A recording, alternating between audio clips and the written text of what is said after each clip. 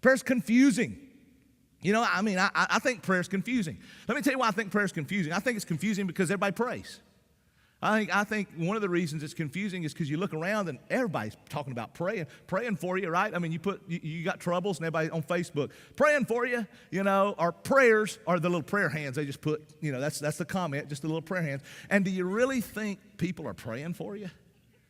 No, it's just a new way of saying, dang, I hate that. You know, I mean, most of those people aren't. I got news for you. Most of those people hadn't thought about you since they put that, okay? And so you know, I mean, everybody pray. Last night I'm watching the football game, you know, the Pittsburgh and the Bengals game, and man, it was a comical game really. And I'm watching it, and I look over, and they show the sideline, and you got these Pittsburgh Steelers, and man, it's tight, a tense game. They're down on their knees, and man, they're clasping hands, and you see one of them just praying, and I mean, he's really praying. He's going after it, and you know, he's not praying for world peace and for people to come know Jesus. God, help those Bengals to know you, Jesus. That's not what he's praying. Right? He's praying, God, help him to go to hell today. I mean, if he's praying for the Bengals, right? What he's praying for is, God, we know you can give us victory. God, we know this. I mean, he's praying for victory. And my first thought, you know what my first thought was? I sort of laughed and I said, wow, he's praying for victory. And my first thought was, if prayer really controls who wins a football game and people praying, the Titans fan are a bunch of stinking atheists. Okay? I mean, we need to pray on Sundays. I mean, you know, it's confusing. You know, it's not just Christians that pray. Did you know that? It's not just Christians that pray. I mean, did you realize that Muslims pray 5 times a day? 5 times a day.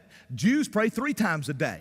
I mean, you know, Buddhists, they fling their prayers in the air through a prayer wheel. I don't know, but they fling their prayers in the air through a prayer wheel. Hindus, I mean, they pray to multiple gods like Buddhists, but they pray, and their supreme god is Brahman, and they want to be in union with Brahman, and the reason they want to be in union with Brahman is to escape the cycle of reincarnation, so I don't come back as a dog next year, you know, or when I die.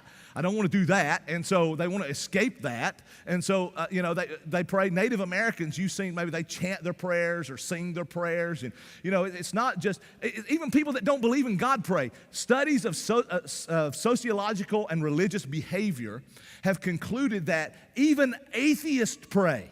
30% of atheists say they pray. 17% of people who claim to be atheists pray regularly. I don't have a clue what they're praying to or who. They don't either, but they pray. Now, listen, you remember a few months ago with the Paris attacks, the terrorist attacks in Paris. 129 people died. Instagram said over 70 million people shared their prayers for Paris on Instagram. Even though most of them are spiritually clueless. Man, I'm gonna share my prayer. Pray for Paris, trending hashtag, one of the number 1 hashtags, right? And here's what I want you to understand. That doesn't give me a warm fuzzy to know that everybody prays. That doesn't cause me to go, oh, the world is just coming to God. The world is so spiritual because everybody's praying, and that's cool, and man, I'm so happy. It doesn't give me a warm fuzzy at all. Matter of fact, it just reveals how confused people are about prayer. How confusing it is because everybody talks about praying.